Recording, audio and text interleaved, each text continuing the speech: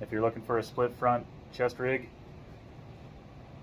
it's easy to modify, easy to repair, not going to break the bank, and you've got some spare time, give this a shot.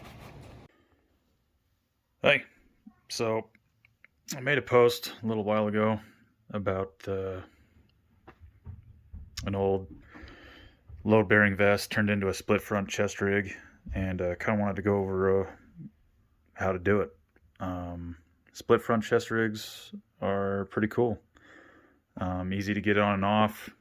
Great way to plus up your sustainment or fighting load. Allow ventilation to the front.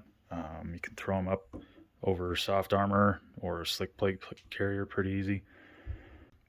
Basically what happened, we're cleaning out the barracks and had a bunch of these, I believe I know it's Black Hawk, I want to say it's an old Strike Vest. Had a bunch of those laying around, and I was like, I bet I could make something out of that. The first one didn't turn out so good, but it worked and didn't require any sewing. A few days after that, I happened upon Nil Gear's post or Instagram page with a similar concept. That's at NIL_gear, and he used an old Army FLC, fighting load carrier or whatever.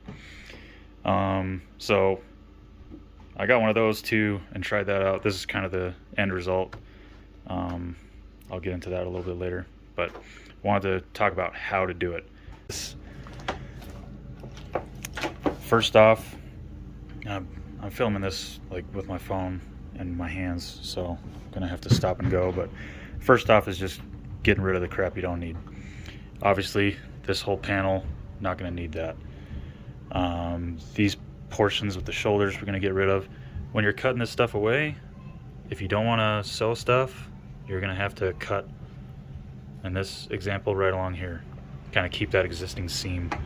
And then as far as cutting away the zipper, just cut away right along the edge and keep as much. You can see the double stitching here, you want to leave that alone. So on this guy with the FLC, you can kind of see this seam was kept here and this seam along here, so just cut along those. And then the zipper again is just cut away, so this seam is still intact. So I'm going to cut all the fluff away and then we'll come back. Okay, so got rid of the back panel altogether. Basically cut along where the shoulder strap begins. Kept the seams along the top and along the sides here where the zipper used to be. Doesn't really have to be pretty, just you want to make sure you're not cutting along this and getting rid of the stitching. Okay, so because I've already done some sewing on this one, I'm going to do this one assuming you don't want to do any sewing. So all you should need to do that, like hardware wise, you got split buckles, whatever these ones are called, these ones that come with like the little spring release, some loop locks, tri-glides, and just some 1-inch mil-spec nylon webbing.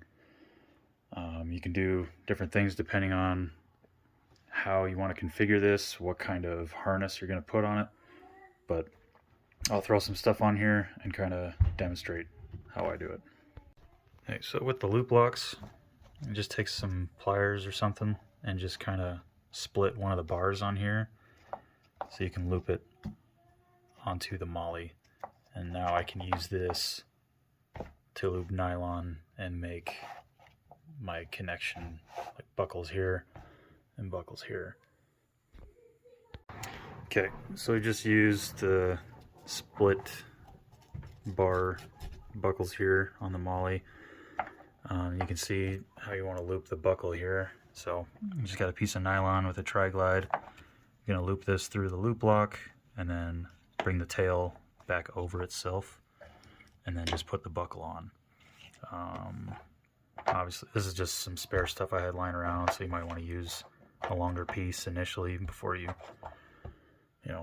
get going, so you can actually size everything correctly. But for what I'm doing here, this should work just fine. Now for the pieces on your back that are going to connect the two panels, with this hardware is already here, so I'm just going to use that. And again, just one piece of nylon, slide that through. On this particular one, I did a similar deal with the loop locks on the Molly, just because this one didn't have any hardware back here. And then again, it's just one piece of nylon, a couple of tri-glides. And this is sized for me, so that's when you want to cut those tails off. Okay, so the next part is going to depend a little bit on what type of harness you're going to use in conjunction with this. Again, as far as like cheap surplus options go, like, there's tons of different harnesses out there. I'm not a big fan of X harnesses, so I typically steer away from those. These here, this is a Whiskey 24H harness. This is just some old First Spear belt suspenders, and this is an old TAPS suspender system. So any one of those could work. If you want to use buckles, which I'll demonstrate here, you can do that. If you don't want to use buckles, which, you know, that's up to you, it's fine. You can just use tri-glides and Molly row, loop these through and size it appropriately. The disadvantage with doing that is that you're going to lose that Molly real estate. So I'm going to demonstrate with buckles for that reason.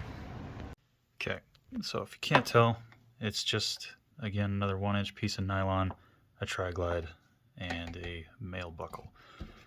You loop the nylon through, use the tri-glide at the top to secure it to the Molly, loop this on, and then take it through the back end.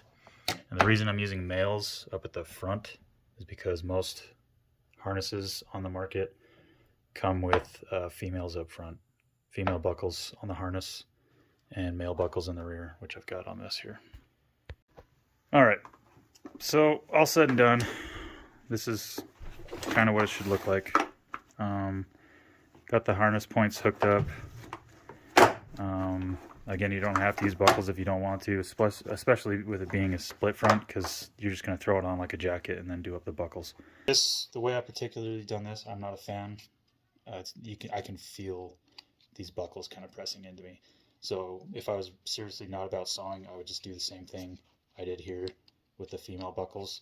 That would also create a little bit wider gap. So that's kind of the pro with sewing. You can kind of use a lot less hardware and then tighten things up where you want to, as well as free up some of those Molly slots you're using for the nylon. That being said, field repair wise, this is going to be a lot easier. As you can see with sewing, I'm not occupying these Molly rows, just the loop locks here on both sides. Little lower profile here.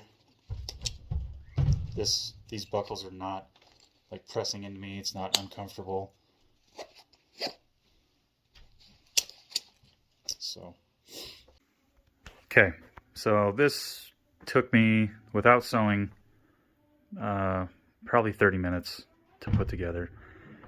Sewing this one, again, as far as sewing goes, it's really just for these buckles, right?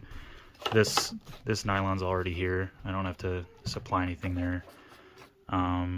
Do make sure you size this through the Molly first before you sew these, because that's going to be a fixed point of contact. You won't be able to mess with that later. So yeah, like hour and a half of your time. You can get FLCs for like 20 bucks. Strikes, like there's like modern versions for some reason that are like $100. I don't know why. That's kind of gross, but like I said, I just found that one in the shed, so that was free. A harness like this is like 40 bucks. And then whatever you got spare nylon gear lying around, like some of this was this is just surplus Eagle Industries stuff. This is just an old Condor something or other. I don't know, but I got all that to kind of plug and play with this stuff. So there's a lot of options there. This is an example of how you could quickly load this out. I've still got 3 unused rows and columns on each side. This is just 3 single stack Condor pouches with an ATS general purpose pouch mounted on top.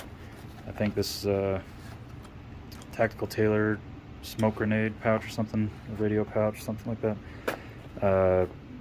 Another ATS pouch for like Nalgene's, you can fit a 32 ounce in there.